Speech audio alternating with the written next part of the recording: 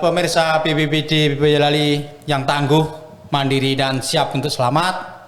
Pada kesempatan hari ini kita kedatangan tamu dari Kabid Rehab Rekon BPBD Kabupaten Boyolali, Bapak Susatyo Adi, Sarjana Teknik. Selamat datang Bapak Susatyo Adi. Bagaimana kondisinya? Kabar baik, sehat? Alhamdulillah Mas Eko, siang ini diberi nikmat sehat, nikmat siap, nikmat sempat, siap untuk kita sedikit berbincang-bincang. Oke, kalau memang sudah siap, mari kita ini Pak Susatyo Adi atau Pak Yoyo ya, panggilan yang lebih enak ya. Pak Yoyo, di Boyolali itu kan dikenal dengan supermarket bencana. Apa sih maksudnya itu? Jadi di Boyolali ini supermarket bencana. Jadi menurut kesepakatan kemarin dalam FGD yang dituangkan dalam dokumen KRB yang disepakati bencana yang ada di Boyolali itu ada 8 dari 8 ya. 8 bencana. Dari 13 bencana yang ada. Dari 13 iya. Nah, bencana ini pertama Gunung Merapi, Gunung Meletus. Erupsi Gunung Merapi ya, Pak, Gunung Merapi. Oke, kemudian ya. Banjir ya. Longsor ada 3 ya, cuaca ekstrim ya.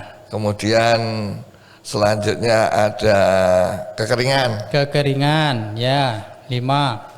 Selanjutnya ada tanah longsor, oke. 6 tsunami nggak ada ya Pak? Gempa ya. Gempa ya. Walaupun lokasinya itu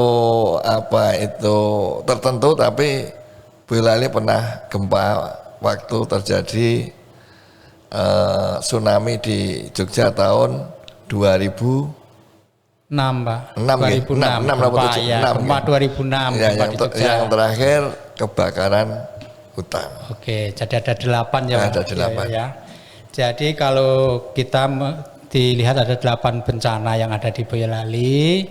Terus kalau kita kan ada BPBD yang menangani. Nah, Pak Yoyo itu posisinya di mana sih? Nah, saya kebetulan menjabat di bidang rehabilitasi dan rekonstruksi. Maksudnya apa?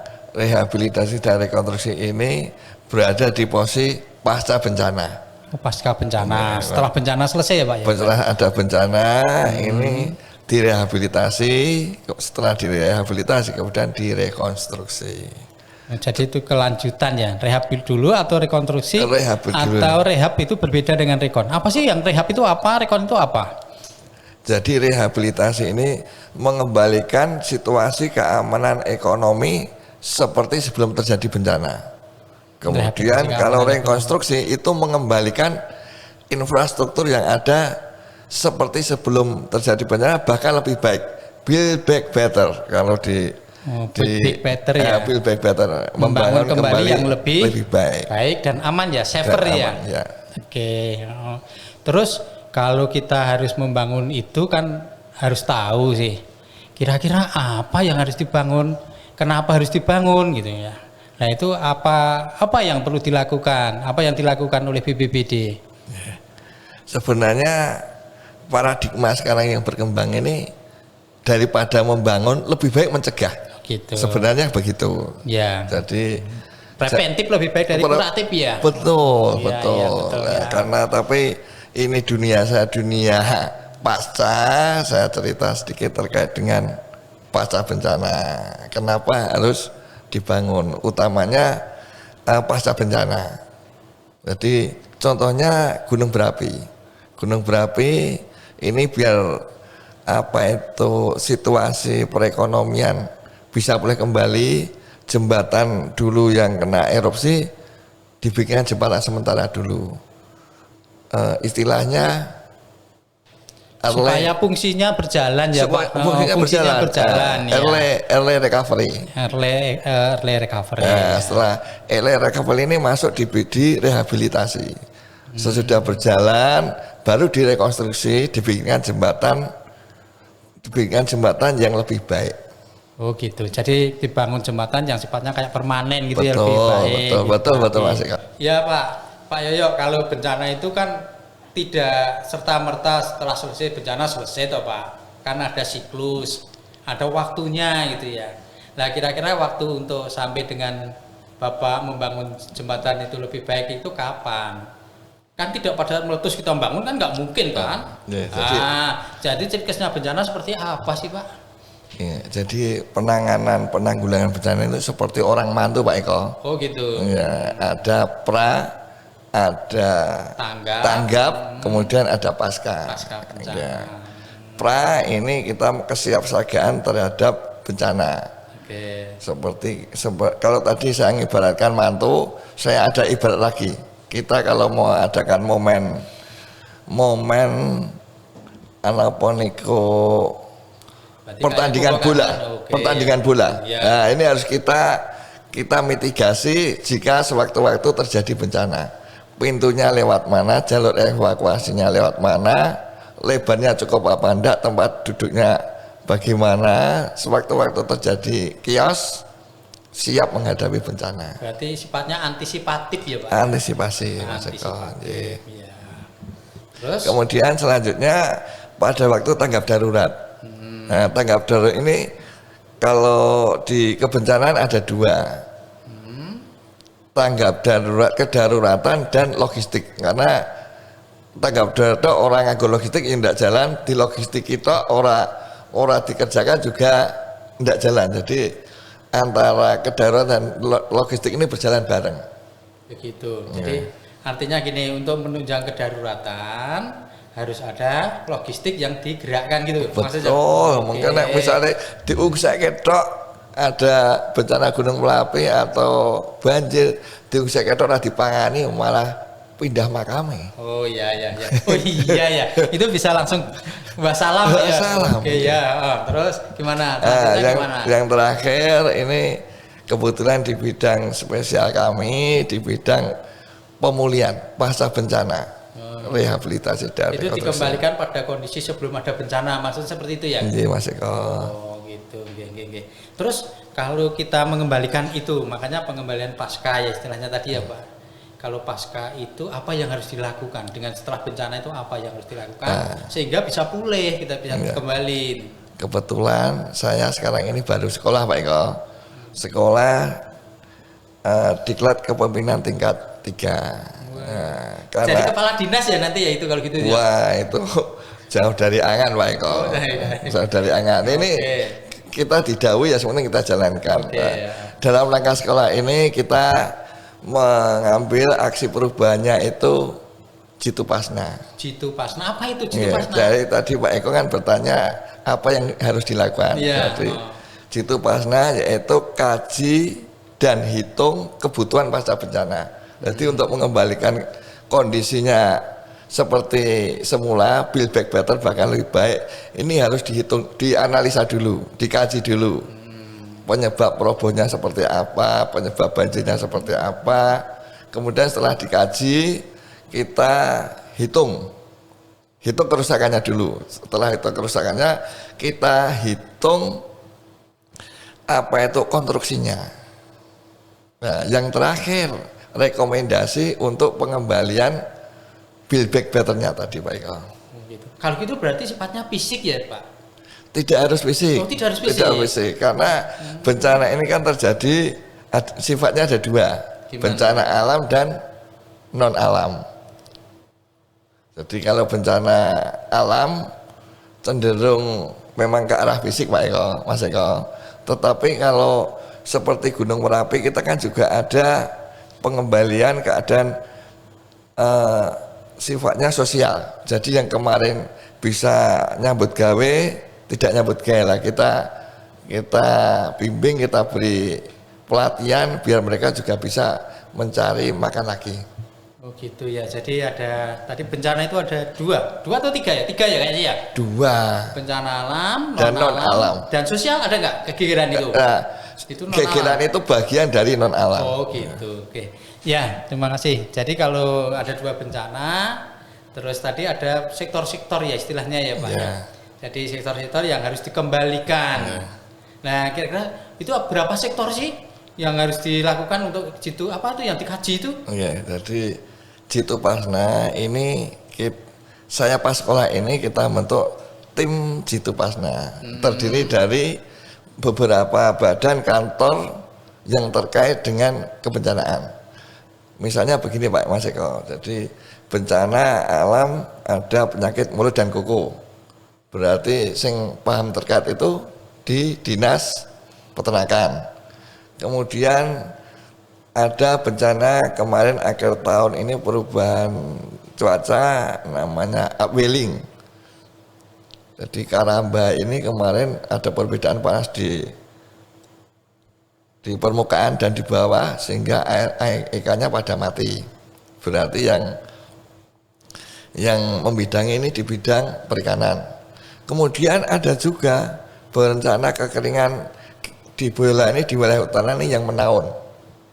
Hampir tiap tahun terjadi kekeringan. Nah, dengan adanya tim nanti kita kaji, kita analisa obat apa yang paling cepat. Sementara ini di bidang 3 kita untuk pemulihannya kita masih memberikan obat, belum yang herbal. Maksud saya begini, karena air ini kan sangat sensitif sekali. Masih kok nek sedino banyune mati ora suatu sama di garwane lak mencak-mencak. Nah ini sementara ini kita buatkan sumur berarti kan sifatnya masih obat. Kemudian kita aja dropping air sifatnya obat tapi belum menyembuhkan. Nah, supaya menyembuhkan itu kan kita cari apa penyebab kekeringan. Misalnya ngaten Pak Eko, apa kudu ditanduri wit ringin, apa kudu dibuatkan embung sehingga kekeringan yang tiap tahun terjadi ini bisa kita atasi. Ya gitu. Nah tadi kan ada sumur ya Pak. Sumur itu kan berarti sudah menggali dari sumber ya. Berarti airnya nanti bisa dimanfaatkan. Tapi itu sebenarnya sudah salah satu ya. Iya, salah satu kembali untuk sembuh ya itu ya. Iya, tapi kan air tanah itu kan ya sifatnya terbatas. Kalau gitu, tidak ada daerah tangkapan yang baik di atas aliran sungai yang melintang. Kalau di daerah utaranya Sungai Serang Pak Eko, berarti sekitar lereng Gunung Merbabu. Nah, sana itu tangkap airnya maksudnya juga dibetulin. Oh gitu. Berarti penyebabnya harus dicari ya kalau gitu ya.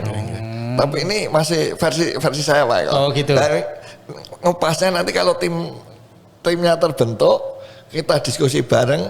Kalau tidak bisa kita ambil final keputusannya kan kita cari yang lebih ahli lagi. Misal kita bekerja sama dengan universitas. Oh gitu ya. Itu apa ya? Apa namanya? Helik-helik itu apa Pak? Pentahelik. Oh pentahelik, iya ya. Pentahelik ini apa itu pentahelik itu? Pentahelik ini dunia usaha. Dunia usaha ini ada macam-macam, ada sing tukang golek duit, ada yang mengeksploitasi alam. Nah, sebagian keuntungan mereka itu untuk mengembalikan apa yang sudah mereka dapat, utamanya yang mengeksploitasi alam seperti IMB. IMB ini diambil kan karena dasar berpikirnya mengurangi daerah tangkapan air. Ya gitu. Okay. Jadi kalau gitu helik itu usaha. Ya.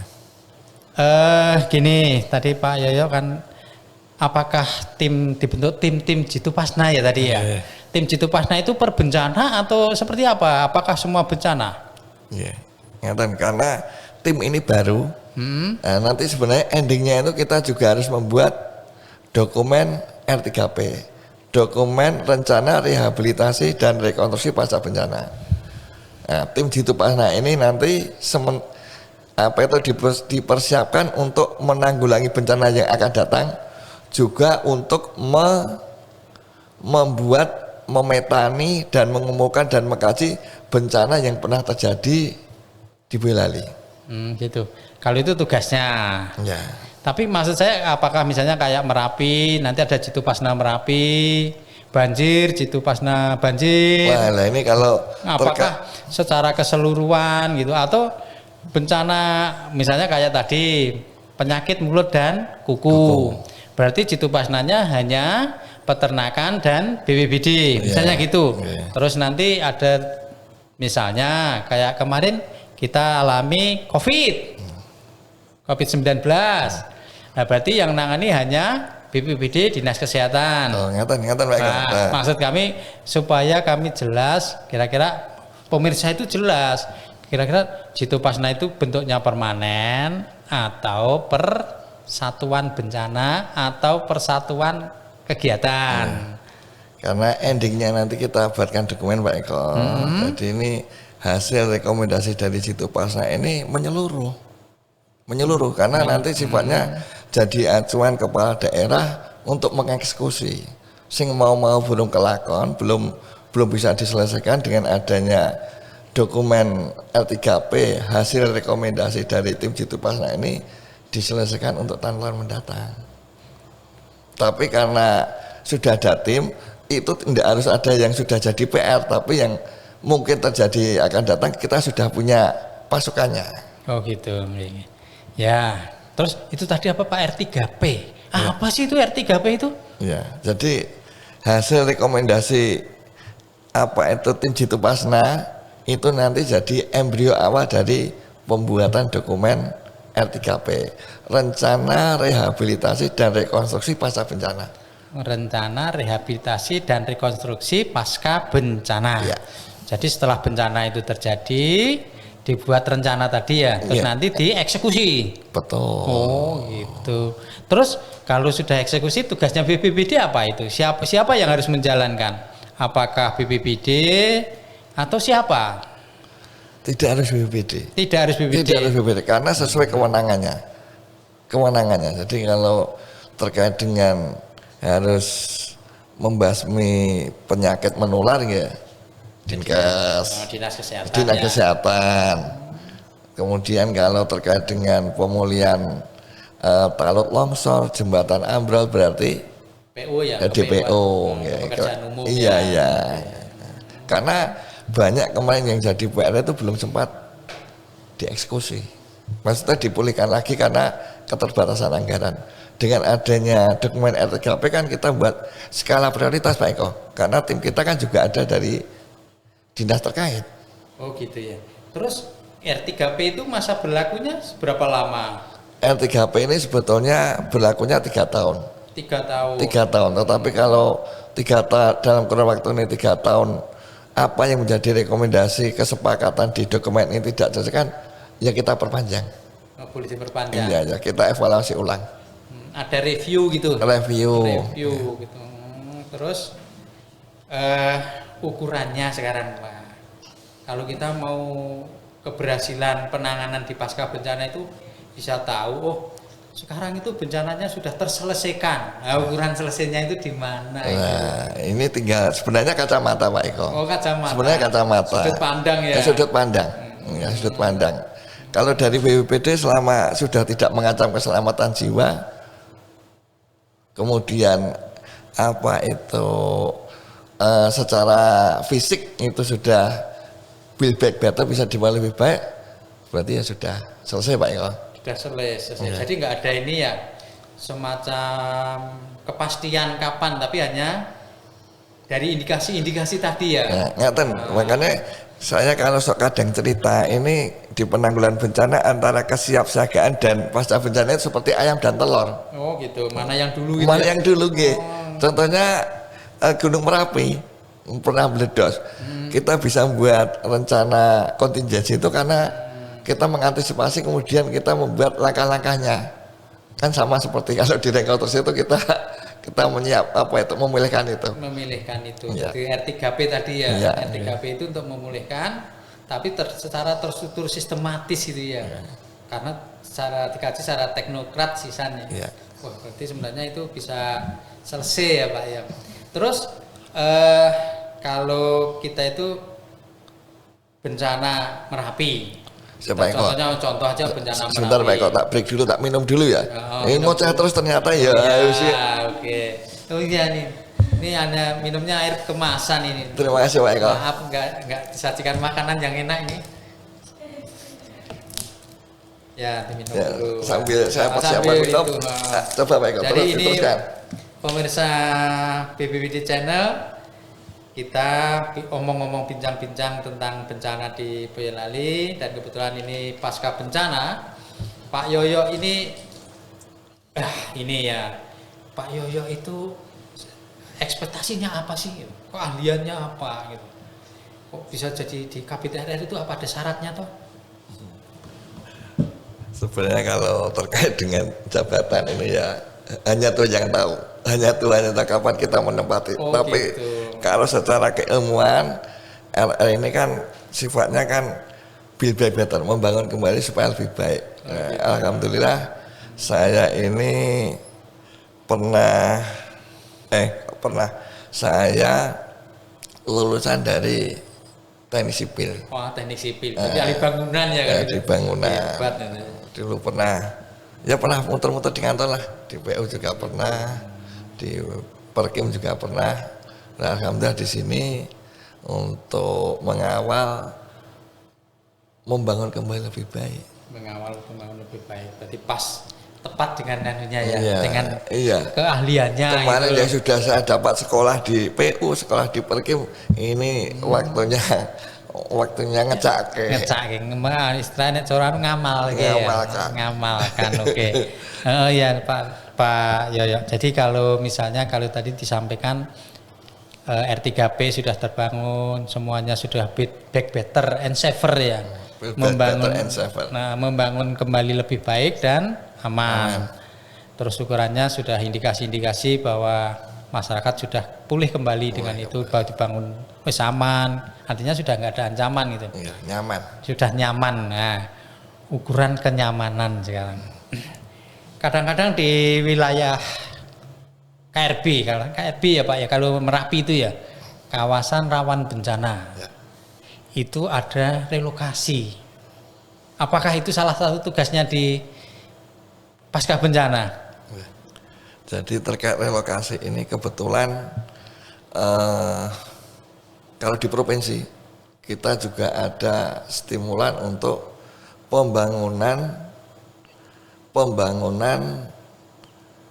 maksudnya begini, dari provinsi kita dapat stimulan untuk relokasi akibat korban bencana. Jadi dari provinsi kita ada bangunan tahan gempa yang buat merelokasi mereka yang terdampak bencana. Misalnya ngatan Pak Eko, daerah yang rawan longsor, daerah loh, bukan rumah loh, tadi kawasan itu rawan longsor. Kan berarti kalau mereka tetap tinggal di situ kan tidak aman. Ya harus relokasi, dipindahkan ya. Karena keadaan alam yang tidak mungkin kita membuat rekayasa terkait dengan longsor.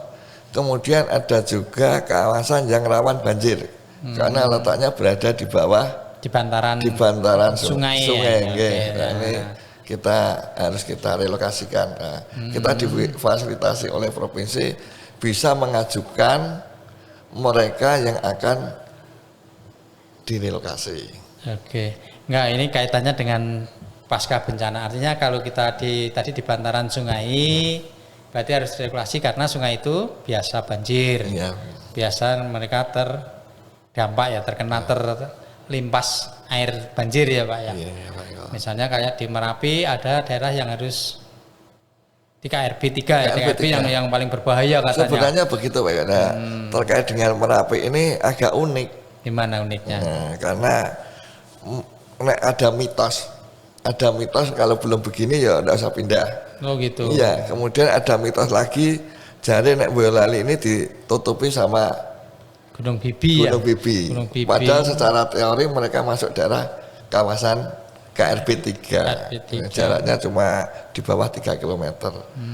Nah, walaupun begitu kita juga menyiapkan namanya Sister Village. Sewaktu-waktu terjadi erupsi. Apa itu Sister Village itu apa sih? Nah, Sister Village ini sebenarnya di bidang satu. Tapi kalau saya boleh menyuplek, di Sister Village ini jika namanya Sister Village Desa Sister Saudara. Desa bersaudara. Nah, kayak Sister CT itu ya Pak. Kita kota mana dengan kota mana gitu ya. Iya.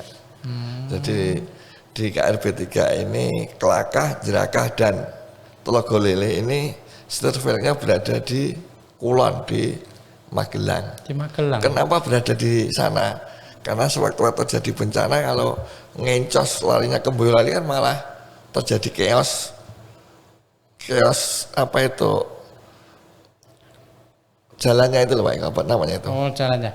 Oh ya, kalau berarti kalau ke timur kan dia itu di mana? Telogolilo itu di barat. Di barat. Barat Merapi ya. Barat sama. Padahal kalau Boyolali di timur Merapi. Timur Merapi. Jadi kalau dia nanti fungsinya ke Boyolali malah mendekati ya, mendekati bahayanya gitu ya. Ya. Berarti ada sister village itu desa bersaudara. Terus itu termasuk di bidang 1 ya tadi ya. Sebenarnya bidang 1. Kesiapsiagaan dan pencegahan. Yeah. Oke yang. Terus kalau di RR sudah selesai itu, terus kok saya dengar-dengar itu ada apa itu bantuan tanaman kayak gitu. Terus itu fungsinya apa? Apakah itu konservasi atau apa sih Pak? Itu kok ada. Nah ini gimana Pak Eko? Tadi saya cerita sedikit tentang kekeringan daerah utara. Iya. Nah, dalam rangka mengatasi ini jangka panjang Pak Eko, karena sifatnya kita stimulan ini bantuannya berupa bibit tanaman. Yang pertama untuk konservasi. Tadi untuk daerah tangkapan air ada dua. Jadi kita pernah membantu bantuan pohon aren. Nah ini untuk daerah yang Kolang-Kaling itu ya. Daerah rawan longsor. Nah, Kolang-Kaling. Pohon aren ini fungsinya banyak sekali. Fungsinya banyak ya. Akarnya bisa untuk nyekel tanah. Nyekel tanah ini apa Pak Eko? Dia menguatkan gitu menguatkan. Menguatkan. Kemudian buahnya bisa untuk kolang-kaling. Ya, untuk yang biasa kita minum itu ya. Ya, nek puasa-puasa. Kemudian itu belaraknya bisa untuk sapu yang lebih kuat lidinya lebih kuat dari pohon kelapa. Kemudian getahnya itu untuk gula aren. Oh, nira. Ya. Kemudian batangnya nanti kalau sudah tua mau mati, ini bisa dibikin bihun. Oh gitu, makanan yang kita biasa untuk bakso itu ya. Jadi fungsinya banyak. Itu yang terkait dengan pohon aren. Kemudian kita juga ada pemulihan pasca bencana dalam rangka pemulihan ekonomi. Nah, kita bantuannya pohon-pohon yang sifatnya produktif. Kita ada bantuan pohon mangga, jambu madu deli, kemudian kelapa genjah, juga ada apokat Pak Eko. Gitu. Itu kayak daya lenting gitu ya Pak ya. Daya lenting. Setelah bencana supaya perekonomiannya kembali pulih, dia nanam pohon-pohon itu ya, pohon yang produktif tadi ya. Betul, Pak Eko. Untuk menambah pendapatan mereka. Selain itu namanya juga pohon kan juga bisa untuk konservasi tanah. Gitu. Terus gini Pak Yoyo, kalau kita sudah ada konservasi, sudah ada tanaman itu gitu tuh. Terus untuk peningkatan peran sertanya masyarakat apa sih di pasca bencana itu? Di pasca bencana ini sebenarnya berangkat dari ketangguhan masyarakat. Sesudah ada bencana mereka mestinya tahu harus berbuat apa. Gitu nah, aku bangun rumah minggir-minggir malah ambrol. Jadi sebenarnya ke arah ketangguhan. Nah, saya tadi ada yang kelewat Pak Eko. Ada yang kelewat. Terkait dengan pasca bencana ini kita juga ada pelatihan psikososial. Trauma healing. Bagaimana menghadapi mereka yang kena bencana. Maksudnya kan tidak semena-mena. Kita moro, wah, udah ngopo aduk keleleran kok ini. Kan tidak etis. Nah, kita latih, kita berikan pengenalan paling enggak bagaimana menghadapi mereka yang terdampak bencana. Begitu ya, karena kalau orang kena bencana itu biasanya stres ya Pak ya. Iya, stres, sensitif ya, sensitif, kena masalah sedikit terus geger ya Pak, bukan ini ya. Ya, terus kalau sudah produksi, kira-kira tindak lanjut nih. Tadi ada bantuan pohon, ada bantuan ini gitu ya. Kira-kira apakah itu nanti juga BPBD memfasilitasi untuk produk-produk itu dipasarkan, misalnya kayak aren tadi, bihun ada untuk nanti disampaikan ke produksi bihun yang apa ya, mie putih tadi ya, atau sapu lidi, ataukah itu secara mandiri oleh masyarakat? Jadi secara kedinasan Mas Eko, terkait dengan penanggulangan bencana ini kita menyiapkan masyarakat tangguh bencana sampai dengan pasca bencana itu mereka merasa nyaman. Oh gitu. Nah, apa yang kita berikan stimulan ini, apa itu kita tidak berdiri sendiri, karena ada dinas lain yang terkait, kita bahu-membahu bersama. Semoga apa mereka terdampak ini terkait dengan pemulihan ekonominya ini juga pulih seperti semula, bahkan lebih baik. Ya, Pak Yoyo, ini kan setelah pasca bencana tadi disampaikan kita ada keterkaitan dengan pihak lain. Nah, lantas BPBD itu perannya yang mana saja nanti Pak? Apakah kita BPBD yang kayak tadi nanam ya, artinya dia semuanya ditangani BPBD atau gimana? Karena kita sifatnya kebencanaan Pak Eko, jadi kalau sudah sifatnya mestinya juga di dinas lain. Oke. Badan-badan lain kan kita tidak bisa berdiri, pemerintahan kan itu kan komprehensif. Oke. Jadi kalau gitu badan itu kan koordinator ya Pak koordinator, ya. Jadi kita mengkoordinasikan gitu ya. Oke. Tapi terkait dengan BPD ini kita apa itu rodok jagoan, rodok geleleng, karena tidak cuma sifat koordinator, tapi kita juga pelaksana. Makanya tadi mengembalikan itu tugas apa? Selama bisa dan punya kemampuan tenaga ahli bisa. Oke, jadi BPBD juga melakukan eksekusi pelaksanaan. Eksekusi ya, karena kalau nggak ada eksekusi nanti kalau penyelamatan siapa? Siapa? Yang penting kan gitu. Oke Pak, mungkin saya rasa cukup ya Pak ya. Jadi kaitannya dengan pasca bencana, mudah-mudahan apa yang disampaikan Pak Yoyo tadi bermanfaat untuk seluruh pemirsa BPBD Channel, sehingga BPBD Channel pemirsa ini bisa tahu lah kira-kira ancaman bencana yang ada di sekitar kita itu apa yang bisa digerakkan ya Pak ya untuk menangani itu, terus kemana kalau kita mau menghindar atau mencegah bencana itu.